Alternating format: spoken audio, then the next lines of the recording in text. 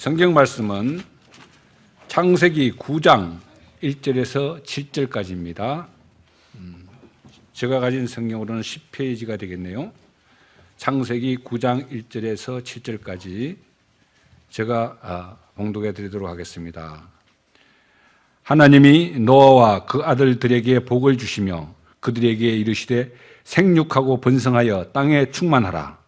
땅의 모든 짐승과 공중의 모든 새와 땅에 기는 모든 것과 바다의 모든 고기가 너희를 두려워하며 너희를 무서워하리니 이들은 너희 손에 붙이었음이라. 무릇 산 동물은 너희의 식물이 될지라. 채소같이 내가 이것을 다 너희에게 주노라. 그러나 고기를 그 생명되는 피채 먹지 말 것이니라. 내가 반드시 너희 피 곧 너희 생명의 피를 찾으리니 짐승이면 그 짐승에게서 사람이나 사람의 형제면 그에게서 그의 생명을 찾으리라. 무릇 사람의 피를 흘리면 사람이 그 피를 흘릴 것이니 이는 하나님이 자기 형상대로 사람을 지었음이니라. 너희는 생육하고 번성하며 땅에 충만하여 그 중에서 번성하라 하셨더라. 아멘. 수요 예배 설교를 하다가 오늘 이렇게 오후 예배 설교를 맡게 되어서 굉장히 조심스럽고 떨립니다. 하나님의 말씀을 증거함에 있어서 많은 은혜 받으시고 또 깨닫는 지혜를 통해서 우리 삶 속에서 실천하면서 살아가는 우리 사령교회 교우들 되셨으면 하는 마음입니다. 오늘 창세기 9장 말씀을 가지고 말씀을 증거하겠는데요. 9장 내용은 간단하게 정리를 하자면은 하나님께서 노아에게 복을 주시고 그리고 노아와 언약을 맺으셨습니다. 그리고 새로운 환경에 처하게 된 노아에게 하나님께서는 확신도 주셨겠죠. 그러면은 모든 게 다 충족되지 않았습니까? 하나님께서 복도 주셨고 약속도 맺어주셨고 그 약속을 통해서 확신도 주셨는데 9장을 읽어보면 굉장히 비극적인 내용이 나옵니다. 아버지가 자식을 저주하는 오늘날 우리 가정에서도 있어서는 안 될 일이죠, 그죠? 아버지가 자식에게 조롱거리가 되는 이런 성경 말씀을 보면서 늘 이렇게 깨닫게 됩니다. 광야 생활 40년간 하나님이 낮과 밤에 불기둥, 구름 기둥으로 그렇게 이스라엘 백성들과 함께 한다는 것을 바로 보여주셨음에도 불구하고 이스라엘 사람들의 입에서는 원망과 불평이 나오고 또 우상을 섬기는 죄가 나오고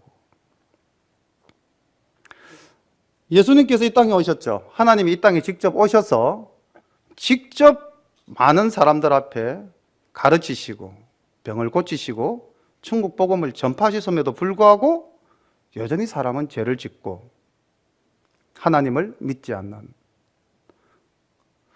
오늘도 보면 그렇죠. 우리가 주일날 와서 예배 드리고 이렇게 경건한 모습으로 앉아 있다가 교회 밖을 나가면 또 우리의 삶은 어떻게 변화됩니까? 그게 우리의 한계다 라는 것을 자위할 수도 있겠지만은 어떻게 하면 우리의 이 한계를 좀 더 극복할 수 있을까?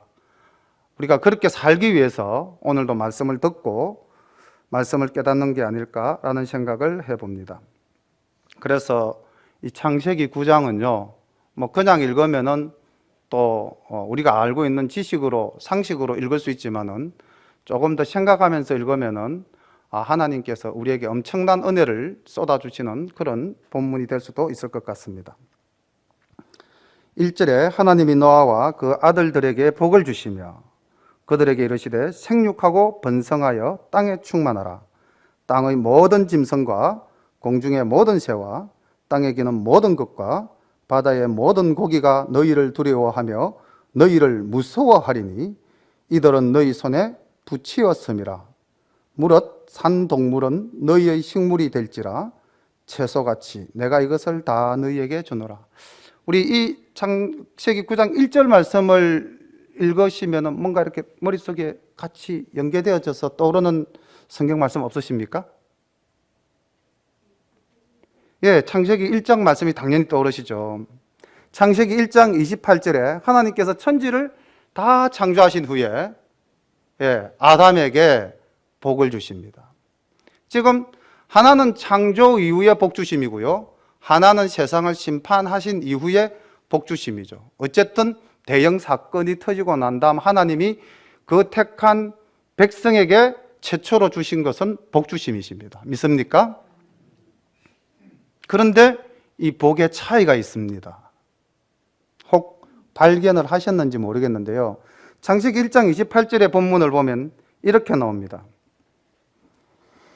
하나님이 그들에게 복을 주시며 그들에게 이르시되 생육하고 번성하여 땅에 충만하라. 여기까지는 지금 9장 1절 말씀하고 똑같습니다. 그런데 그 다음 구절, 땅을 정복하라, 여기에 빠졌습니다. 바다의 고기와 공중의 새와 땅에 움직이는 모든 생물을 다스리라, 요 구절도 빠졌습니다. 자, 땅을 정복하라는 말씀과요, 모든 동물을 다스리라는 말씀은 빠졌고요, 대신에 뭐가 들어왔습니까? 여기 보면은 2절에 땅의 모든 짐승과 공중의 모든 새와 땅에 기는 모든 것과 바다의 모든 고기가 너희를 두려워하며 너희를 무서워하리니. 다시 보면은 관계가 깨어짐을 발견할 수가 있죠. 창세기 1장 28절에서 아담은 하나님으로부터 완전하게 지원받은 존재였습니다. 그렇기 때문에 땅을 정복하고 모든 동물을 다스리는 권한을 받았습니다. 그런데 지금 노아는 이미 타락한 아담의 후손이기도 하고요, 또 이 땅이 죄로 충만했기 때문에 하나님이 한번 물러서 심판을 하신 연후이시기 때문에 완전히 깨어진 관계가 되어버린 거죠. 우리의 위상이 달라졌다는 겁니다. 3절에 보면은 산 동물을 너희의 음식이 된다, 이렇게 이제 먹거리를 새로 규정해 주셨는데, 창조 후에는 씨 맺는 채소, 그리고 채소와 풀, 이렇게 해서 이제 채소류와 곡류와 과일을 주셨는데 여기서는 동물을 주십니다. 그래서 많은 사람들이 요 구절을 인용해서 산 동물은 너희의 식물이 될지라, 그래서 뭘 먹어도 괜찮다, 이렇게 이제 생각을 하시는 분들이 많으신데, 하나님이 이렇게 노아에게는 이렇게 말씀을 하셨지만은요, 세월이 조금 더 흘러서 모세에게는 다음과 같이 말씀을 주셨습니다. 우리 레위기 11장 45절부터 47절까지 우리 같이 한번 읽어보도록 하겠습니다. 왜 하나님께서 창세기 9장에서 주셨던 요 규정을 다시 재정립하셨을까요? 뭔가 음식을 규정하셨을 때는 그 나름의 목적이 안 있었겠습니까? 그것을 분명히 하나님은 일러주고 계십니다. 45절부터 살펴보겠습니다. 레위기 11장 45절, 나는 너희의 하나님이 되리고 너희를 애굽 땅에서 인도하여 낸 여호와라. 내가 거룩하니 너희도 거룩할지니라. 이는 짐승과 새와 물에서 움직이는 모든 생물과 땅에 기는 모든 기어다니는 것에 대한 규례니 부정하고 정한 것과 먹을 생물과 먹지 못할 생물을 분별한 것이니라. 레위기 11장은 먹거리에 대한 하나님의 규정이셨습니다. 근데 여기 보면은 먹어도 되는 정한 동물과 먹어서는 안 될 부정한 동물을 가르셨죠. 가르신 이유가 마지막에 45절에서 이렇게 말씀하시지 않습니까? 내가 거룩하니 너희도 거룩하라. 거룩한 백성으로 삼으시기 위해서 먹거리를 규정해 주신 겁니다. 그래서 여기 3절에서 9장 3절에서 산 동물이 우리의 음식거리가 됐다고 해서 우리가 아무거나 막 먹어서는 안 되겠죠. 다시 레위기 11장을 보시면서 무엇을 먹을 수 있고 무엇을 먹기에는 끄림칙한가를 분명히 가리시면 좋겠습니다. 4절 말씀, 너희 그러나 고기를 그 생명되는 피째 먹지 말 것이니라. 내가 반드시 너희 피 곧 너희 생명의 피를 찾으리니 짐승이면 그 짐승에게서 사람이나 사람의 형제면 그에게서 그의 생명을 찾으리라. 여기서 피를 먹지 말라고 하나님께서 말씀하시면서 피에 대한 개념을 정리해 주십니다. 피는 생명을 상징하는 것이다라고 말씀을 하시죠. 그래서 먹으면 안 된다는 겁니다. 그래서 우리 기독교도 어느 종교 못지않게 생명 존중 사상이 강한 종교입니다. 그리고 또 피는 또 하나의 속성을 가지고 있죠. 피 흘림이 있어야만 무엇을 얻을 수 있습니까? 우리가 제사함을 얻을 수 있죠. 맞습니다. 그래서 그건 이미 창세기 3장에서 벗은 아담을 하나님께서 동물의 가죽으로 입히셨을 때 이미 피 흘림이 한번 있었잖아요. 그리고 아벨의 제사에서도 피 흘림이 있었죠. 그러니까 이미 창조 이후의 사람들은 이 피가 뭘 의미한다는 것을 나름대로 개념을 다 가지고 있었을 겁니다. 그래서 노아에게 한 번 더 인식을 시키는 거죠. 피는 죄속함을 상징하는 것인데 그것을 너희들이 먹어서는 안 된다. 이게 다시 이제 레위기로 가면은 하나님께서 규례로 정하시죠. 레위기 17장 11절의 말씀을 보면은 육체의 생명은 피에 있음이라. 내가 이 피를 너희에게 주어 단에 뿌려 너희의 생명을 위하여 속하게 하였나니 생명이 피에 있으므로 피가 죄를 속하느니라. 이렇게 분명히 피에 대한 개념을 하나님은 정의해 주시고 피를 먹어서는 안 됨에도 불구하고 오늘날 여성 동지들은 그렇지 않지만 남자분들은 이 피 먹는 거 좀 좋아하시는 분들 있죠. 노루피가 좋다, 사슴피가 좋다 그래서 드시는데 위생적으로도 좋지 않을 것 같습니다. 건강상에도 별로 과학적으로는 좋지 않다고 그래요. 그냥 이게 플래시보 효과죠. 일종의 그냥 기분입니다. 근데 하나님이 먹지 말라고 금하셨기 때문에 안 드시는 게 좋을 겁니다. 우리 샤론교회 가족분들은 전혀 드시지 않을 거라고 저는 믿습니다. 6절 말씀이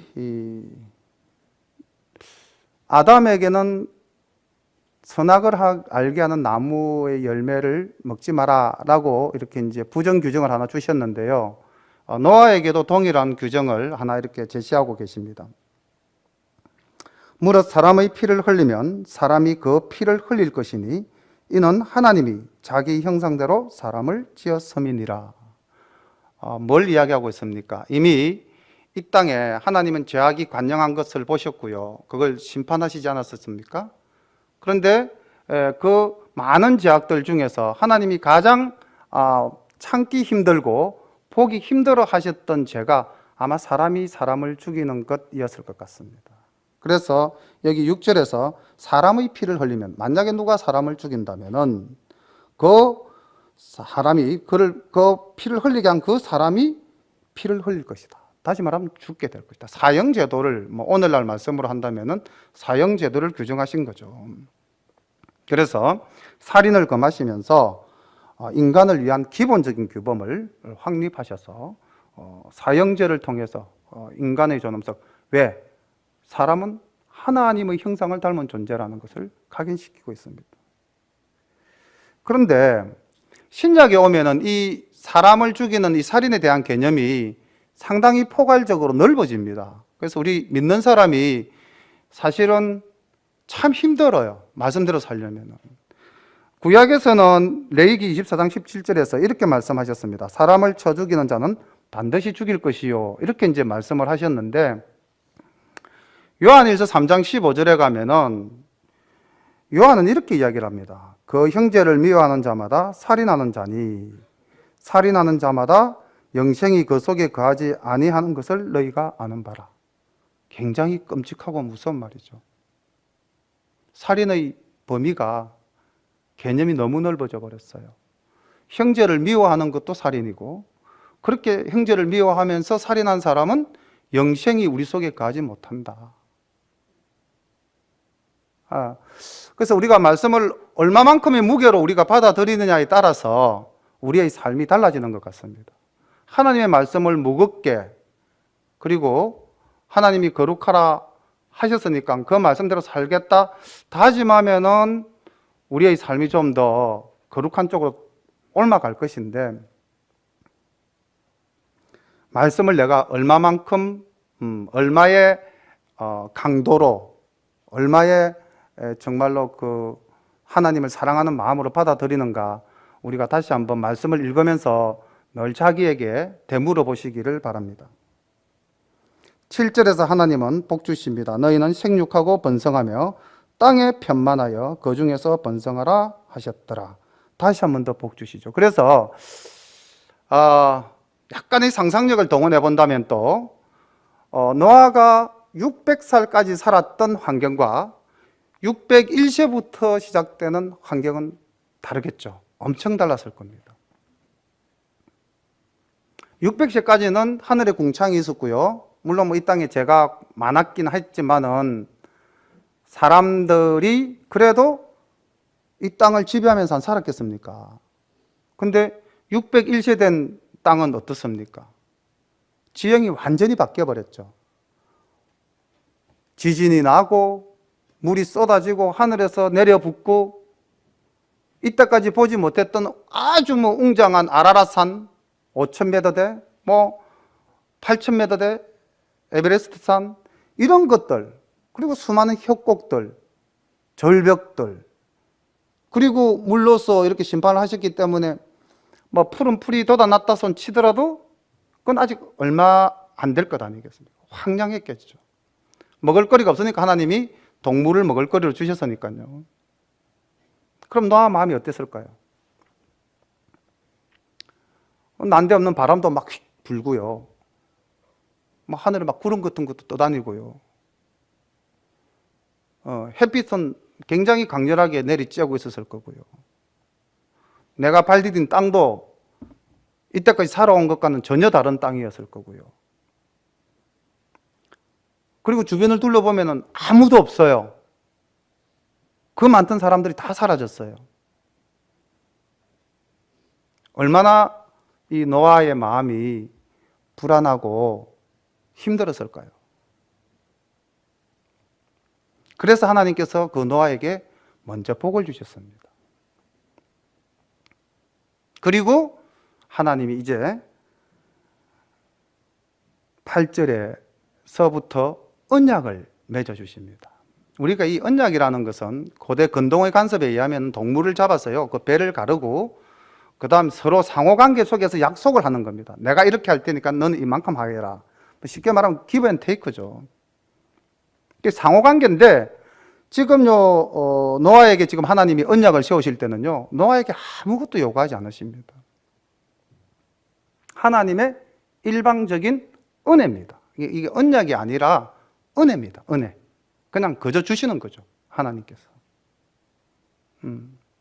내가 너희와 함께 언약을 세우겠다는데 언약을 세우겠다가 아니라 내가 너희에게 은혜를 베풀겠다. 오늘 우리도 그렇죠. 하나님이 우리에게 뭘 요구하시지 않으시지 않습니까? 직접 이 땅에 오셔서 피 흘려서서 우리를 죄에서 구속해내시고 자녀 삼아주시고 그냥 주시는 은혜죠. 어떤 은혜를 주시는지 한번 살펴보도록 하겠습니다. 하나님이 노아와 그와 함께한 아들들에게 일러 가라사대 내가 내 언약을 너희와 너희 후손과 너희와 함께한 모든 생물 곧 너희와 함께한 새와 육축과 땅의 모든 생물에게 세우리니 방주에서 나온 모든 것 곧 땅의 모든 짐승에게이니라. 내가 너희와 언약을 세우리니 다시는 모든 생물을 홍수로 멸하지 아니할 것이라. 땅을 침몰할 홍수가 다시 있지 아니하리라. 하나님이 가라사대 내가 나와 너희와 및 너희와 함께하는 모든 생물 사이에 영세까지 세우는 언약의 증거는 이것이라. 자, 지금 하나님이 언약을 세우신다는 말씀을 계속 3번 반복하고 계십니다.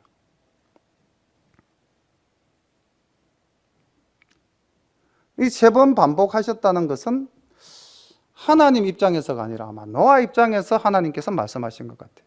불안해하고 두려워하고 방향을 알지 못하는 이 노아를 안심시키기 위해서 내가 너에게 은혜를 내리겠다. 두려워하지 마라. 걱정하지 마라.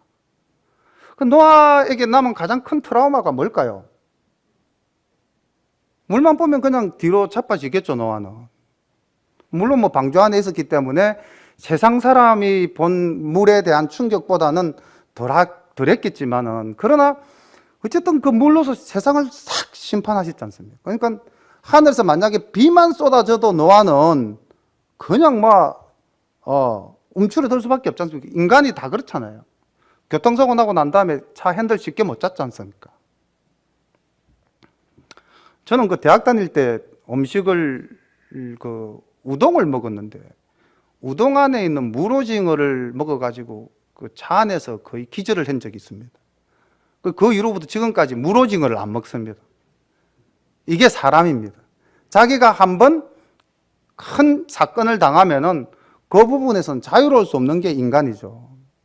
트라우마라 그러죠. 노아에게도 분명히 이 비라는 것에 대한 강력한 트라우마가 있었을 겁니다. 그러니까 하나님이 그 노아에게 3번이나 언약을 세운다라고 말씀을 하시면서요, 또 3번이나 반복하십니다. 다시는 땅을 물로서 심판하지 않겠다. 보십시오. 11절에 내가 너희와 언약을 세우리니 다시는 모든 생물을 홍수로 멸하지 아니할 것이라.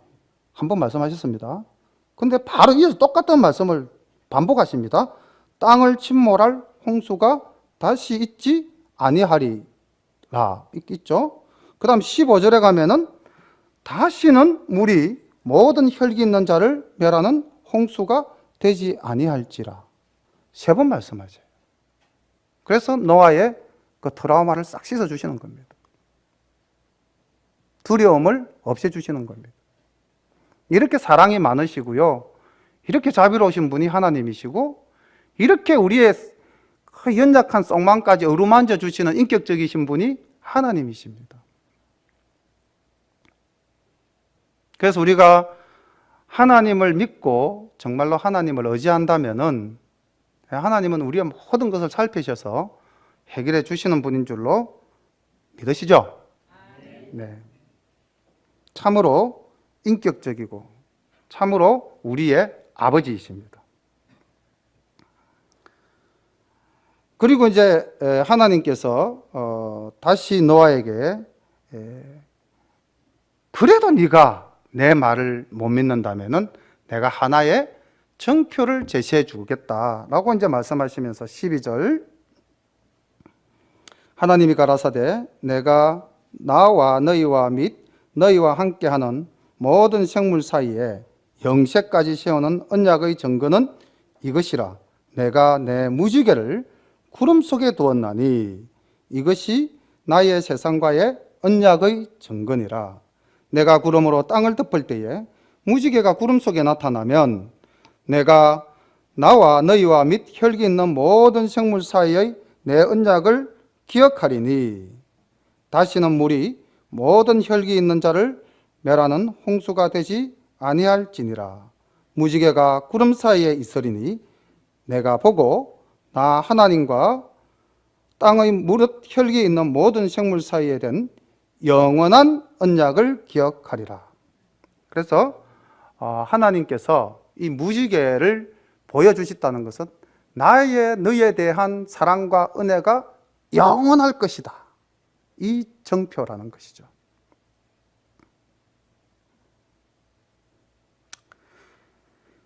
예. 여기서 9장이 끝났으면 참 좋겠습니다. 예. 노아도 여기서 950세 마감하고 하나님 나라 가셨으면은 6장에서 노아의 사적은 이러하니라 해가지고 노아에게 하나님께서 참 인정하셨던 3가지, 당시의 의인이요, 완전한 자요, 하나님과 동행한 참으로 멋진 우리의 조상님으로 대대로 우리는 노시를 존경하면서 살았을 텐데 이 다음 내용이 참 가슴이 아픕니다. 이게 이제 돌아볼 내자 화상이죠. 지금까지는 하나님의 모습이셨어요. 근데 지금부터 등장하는 장면은 우리의 모습입니다. 지금은 우리가 굉장히, 저도 그렇고 우리 성도님들도 거룩하게 지금 이렇게 앉아 있는데, 이제 곧 나가면은 우리의 이제 본성이 나타나게 돼 있습니다. 볼까요? 18절 말씀부터 보겠습니다. 방주에서 나온 노아의 아들들은 셈과 함과 야벳이며 함은 가나안의 아비라. 이 부분 조금 줄거 놓으시기 바랍니다. 함은 가나안의 아비라. 노아의 이 세 아들로 쫓아 백성이 온 땅에 퍼지니라. 함이 둘째입니다. 둘째인데 그 함 앞에 수식어가 하나 붙었어요. 가나안의 아비다. 여기에 어디 가서 또 걸려듭니까? 9장 안에서 걸려들죠. 25절로 한번 가볼까요? 이에 가로되 가나안은 저주를 받아 그 형제의 종들의 종이 되기를 원하노라. 25절에 가면은 다시 가나안이 등장합니다. 근데 함이 지금 잘못을 저질렀는데 저주는 가나안이 받고 있어요. 왜 이럴까? 제가 생각을 많이 해봤습니다. 뭐 이렇게 주석서를 찾아서 읽어도 보고 했는데 주석서 내용보다는 저는 다시 이 본질로 돌아가 가지고 이 창세기를 기록한 사람이 누군가? 누구죠? 모세죠. 자, 그럼 창세기는 우리 이스라엘 백성과 하나님과의 언약을 이제 맺은 그 하나님이 어떤 분이신가를 창세기를 통해서 가르쳐 주시는데, 지금 이 언약을 맺고 나아가는 모세가 가는 곳이 어디죠? 가나안 땅이잖아요. 가나안 땅에 가면 누가 있죠? 가나안 족속들이 있죠. 그 족속들이 어떤 족속들이냐? 그거를 각인시켜주기 위해서 여기서 가나안을 넣지 않았나? 모세가 기록을 했으니까 저는 그런 생각을 해보았습니다. 그러니까 모세가 지금 광야를 지나서 가나안 땅을 정복할 것인데, 우리가 정복하는 이 땅은 당연히 정복할 수 있다. 당위성. 왜? 가나안은 저주받은 함의 자식이다. 함으로부터 저주받은 민족들이다. 하나님으로부터 저주받은 민족이다. 그러니 당연히 우리가 가서 다시 회복해야 된다. 그런 의미가 깔려 있지 않겠는가. 많은 또 다른 주석들의 내용도 있습니다. 그러나 저는 저자인 모세의 생각을 염두에 뒀을 때 여기서 가나안이 계속해서 언급되어지고 있는 이유는 그런 것이 아닐까라는 생각입니다. 그래서 18절 내용은 그렇게 정리를 한번 해보고요. 그 다음 이제 19절에 노아의 세 아들로 쫓아 백성이 온 땅에 퍼지니라는 이제 창세기 10장에서 이제 다시 한번 더 구체적으로 증거를 해 주실 겁니다. 수요일 날 저녁 예배 때 이 부분을 좀 더 구체적으로 살펴보겠습니다. 20절 노아가 농업을 시작하여 포도나무를 심었더니 포도주를 마시고 취하여 그 장막 안에서 벌거벗은지라. 가나안의 아비 함이 그 아비의 하체를 보고 밖으로 나가서 두 형제에게 고하매 셈과 야벳이 옷을 취하여 자기들의 어깨에 메고 뒷걸음쳐 들어가서 아비의 하체를 덮었으며 그들이 얼굴을 돌이키고 그 아비의 하체를 보지 아니하였더라. 지금 이제 노아의 세 아들 중에서 둘로 나뉘어져서 한 아들 함과 두 아들 셈과 야벳의 이제 이야기가 분리되어지죠. 그러면서 이제 인류가 어떻게 퍼져나가서 어떻게 땅에 충만한데 누가 누구를 어떻게 할 것이다라는 것이 이제 여기서 규정이 되어지는 겁니다. 왜 노아가 포도나무를 심어서 포도를 따서 술을 마셨을까요? 이제 이런 이야기들도 하죠. 가나안 지형의 그 땅이 물이 막지 못하니까 그 노아 당대에 지금 배가 머무르고 지금 내려온 땅인지 아라랏 산에서부터 이렇게 이제 시날 평지 메소포타미아 지역으로 내려갔을런지 아니면은 이쪽 시리아 아람 땅으로 해서 지금 팔레스타인 쪽으로 내려왔을런지는 모르겠습니다만은 어떤 이 지형은 지금 건동 지역입니다. 이 근동 지역의 물은 뭐 썩 좋은 물은 아니죠. 유럽도 물이 안 좋습니다. 물이 좋은 나라는 우리나라밖에 없다고 그래요. 그냥 흐르는 물을 바로 먹을 수 있는 나라가 세계적으로 그렇게 많지는 않다고 그럽니다. 그래서 아마 그때 이제 이게 노아 생전에, 그 노아가 500세 될 때까지 살았던 그 땅, 물론 그 땅은 정말 좋았던 땅인데, 그때도 사람들이 포도를 심고 포도주를 마시지 않았겠습니까?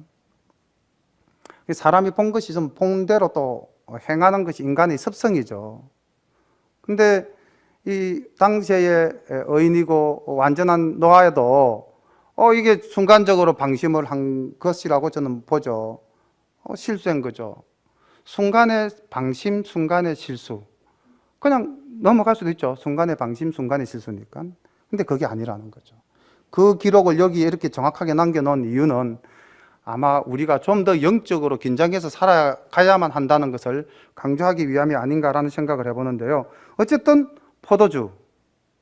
이 포도주는 히브리어로 야인 이렇게 이야기하는데, 여기 원어에는 그냥 우리는 포도주 되어 있지만 원어에는 하야인, 정관사 하를 붙였어요. 그래서 그 포도주.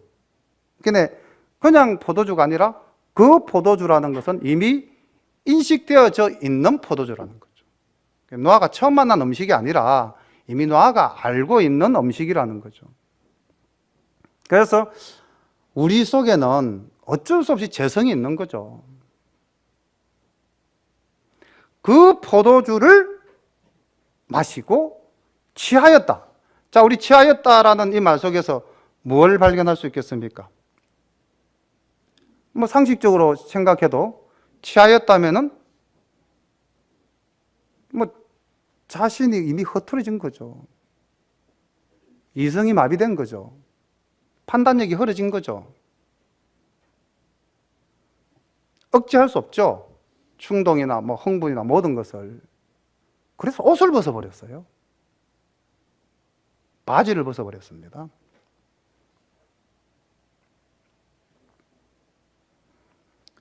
벌거벗은지라 이렇게 되어 있습니다.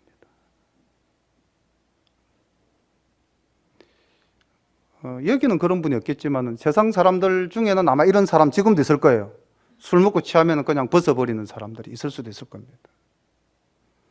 그러면서 난 노아 닮았다 그러겠죠. 그죠? 그런데 이제 이런 아버지의 실수, 그 실수를 아들이 보았다는 거죠. 그 둘째 아들 함이 본 거예요. 가나안의 아비 함이 그 아비의 하체를 보고 밖으로 나아가서 두 형제에게 고했다. 자, 여기 이 말 속에는 이 보았다라는 말이 그냥 단순히 보았다의 개념이 아닙니다.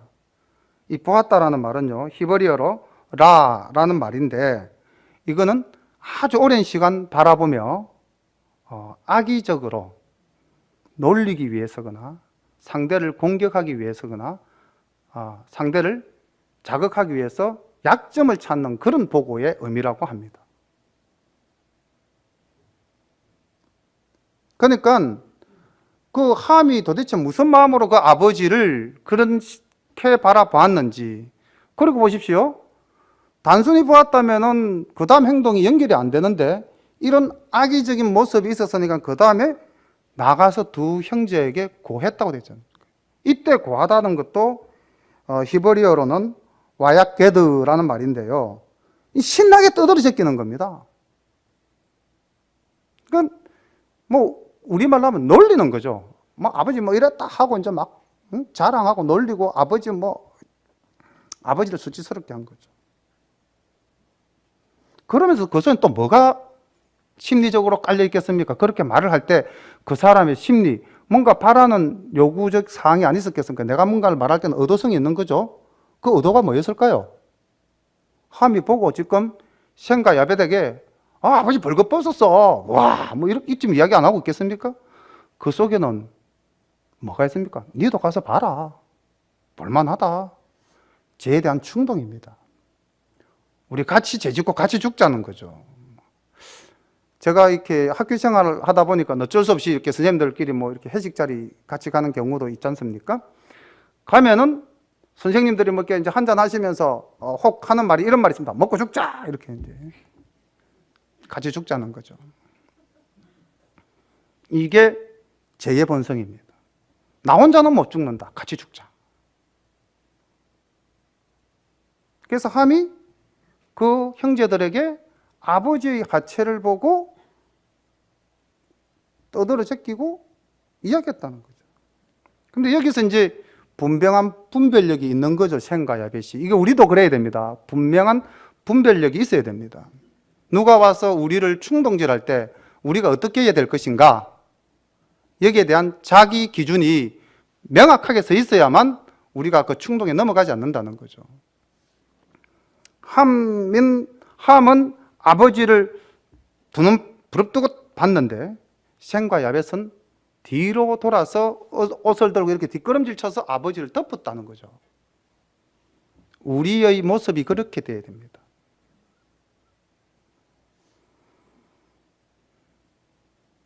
그리고 저는 24절이 참 마음이 아팠어요.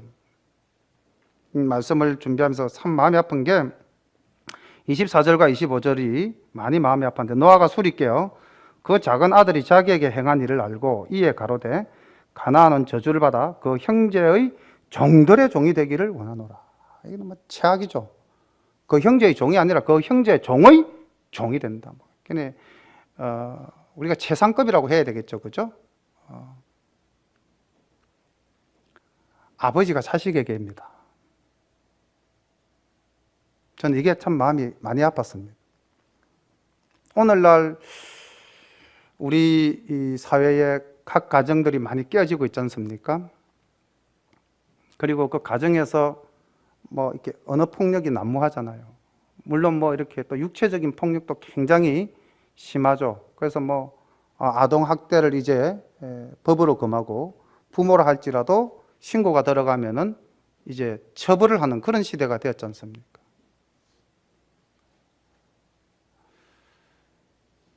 당대의 의인이요 완전한 자요 하나님과 동행한 사람이었습니다. 노아가. 근데 노아가 실수하고 술에 취해서 죄를 범했다고 해야 될까요? 예, 뭐 어쨌든 하나님 앞에서 경건하지 못한 모습을 보였으니까 죄를 범했죠. 그러고는 이제 자녀에 대한 저주까지 가버린 겁니다. 자식의 잘못을 덮어주지 못함. 물론 이기도 하나님의 뜻이 있으셨겠지만은 저는 말씀을 준비하면서 참 마음이 많이 아팠습니다. 우리가 우리의 자녀들을 덮어줘야 되는데 우리가 우리의 자녀들을 공격한 일들이 참 많지 않습니까? 그것도 내 기준이죠. 자녀의 기준이 아니라 내 기준에서 자녀를 공격한 거죠. 자녀는 아직까지 철도 없고 자녀는 아직까지 경험도 부족하고 자녀는 아직 부족하죠. 뭐 함이 당대의 의인이었다 이런 말 있었습니까? 함이 완전했다 이런 말 없었잖아요. 그런데 노아는 의인이고 완전하고 하나님과 동행한 사람이었다면 자식과 부모의 차이는 분명히 있었을 거 아닙니까? 그러면은 나은 사람이 부족한 사람을 채워줘야 되는데 자식이지만은 저주를 해버렸다는 거죠. 이게 참 마음이 많이 아팠습니다. 기도를 했다면 얼마나 좋은 아버지의 모습으로 남았을까요? 성경에 보면 성공한 아버지가 별로 없습니다. 여러분 성경을 잘 공부해 보시면요, 역사에 길이 남을 만한 성공한 아버지가 별로 없습니다. 다윗도요, 좋은 아버지가 못 되었어요.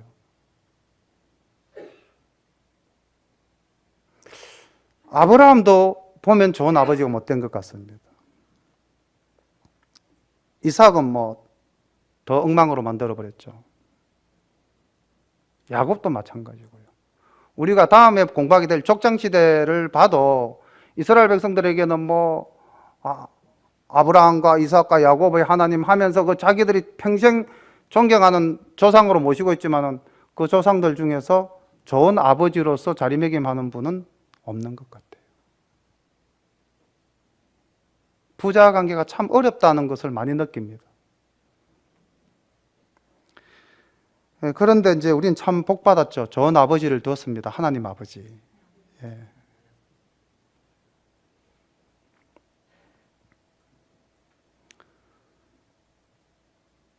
그러면서 27절에 이렇게 말씀합니다. 노아가 하나님이 야벳을 창대케 하사 셈의 장막에 거하게 하시고 가나안은 그의 종이 되게 하시기를 원하노라 하였더라. 26절에 또 가로되 셈의 하나님 여호와를 찬송하리로다.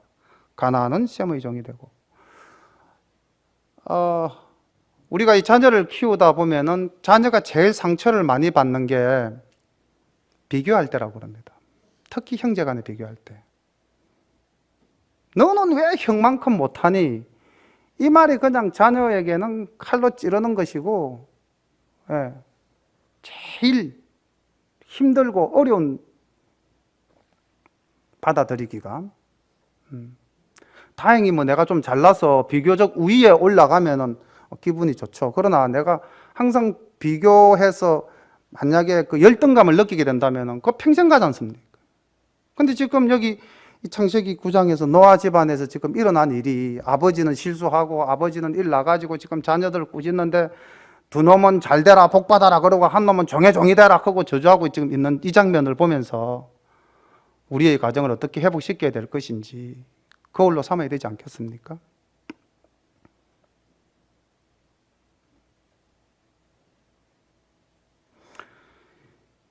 (28절) 홍수 후에 노아가 350년을 지냈고 향년이 950세에 죽었더라.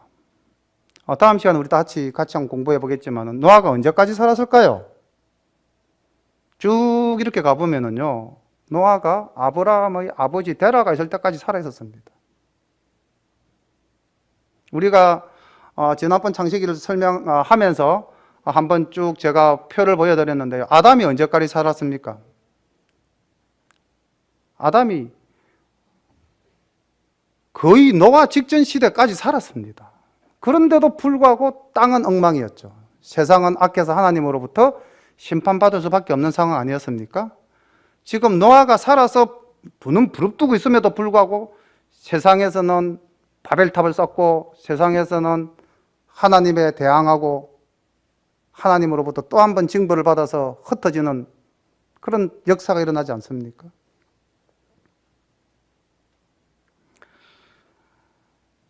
이렇게 오랜 시간 살았지만은요, 이 이후에 노아의 행적에 대해서는 전혀 언급이 없습니다. 성경은 더 이상 노아에 대해서 말하지 않습니다. 자, 오늘 우리가 이 창세기 9장 말씀을 보면서 우리는 어떻게 살아야 할 것인가? 내 신앙이 좋고 내가 하나님을 잘 섬기는 이 아름다운 본 모습을 그대로 끝까지 가지고 갈 수만 있다면은 얼마나 좋겠습니까? 근데 만약에 우리도 노아처럼 한순간 방심하고 실수하고 죄를 범한다면, 그래서 노아처럼 비교하고 저주한다면 우리의 가정은, 우리의 삶은 항상 말씀을 보시면서 하나님이 오늘 우리에게 주시는 메시지가 무엇인가? 하나님은 인격적이신 분이죠. 하나님은 우리에게 말씀으로서 대화하십니다. 그냥 이것이 우리가 세상에서 책을 읽는 그런 책과 동일한 마음으로 읽으면 되는 게 아니고 하나님이 나에게 오늘 어떻게 무엇을 말씀으로 주시는가 귀를 기울이고 마음을 모아서 읽으면 틀림없는 은혜를 주실 줄로 믿습니다. 기도드리겠습니다. 사랑의 아버지 하나님, 은혜를 감사드립니다. 오늘은 창세기 9장 말씀을 통해서 노아 가정의 비극적인 장면을 보면서 우리의 가정을 어떻게 지켜가야 될 것인가를 한번 생각하게 되었습니다. 하나님은 사랑의 하나님이시고 하나님은 거룩하신 하나님이셨기에 아버지 하나님 복 주시고 약속하시고 우리를 위로하시고 우리를 끝까지 지키시고 보호하시겠다고 그렇게 약속하셨는데 다음에 등장하는 우리 인간의 모습은 너무나 하나님 앞에 부족하고 보잘것없고 죄 가운데 거하면서 나아갈 바를 알지 못하는 그런 나약한 모습들입니다. 우리도 오늘 여전히 그런 모습으로 살아가고 있습니다. 하나님, 그러나 말씀으로 오늘 우리에게 은혜 주셨사오니 우리가 이 말씀 의지해서 하나님 은혜 가운데서 살아갈 수 있도록 도와주시옵소서. 예수님의 이름으로 감사하며 기도드립니다. 아멘.